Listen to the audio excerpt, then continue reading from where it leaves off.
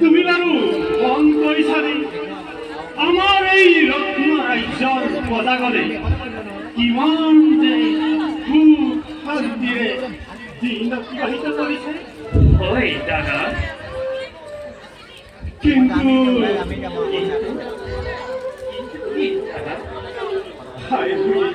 দাদা কালি মই দেখিলো এক অদ্ভুত সপোন। সপোন? হয় দাদা, কোনোবাই যেন মোক কই কানে কানে সাৱধান বিশ্বাসী তুমি আৰু বেছি দিন নাই এই ৰাজ্য এৰি যাব লাগিব মনৰ মাজত। ভাই দাদা, সঁচা হ'ব নেকি মোৰ এই সপোনৰ বাণী? দাদা এইবোৰ তোমাৰ ভুল ধাৰণা দাদা। সপোন সপোন সদায় সপোনেই। এইবিলাক সাধাৰণ চিন্তা কৰা বাদ দিয়া তুমি।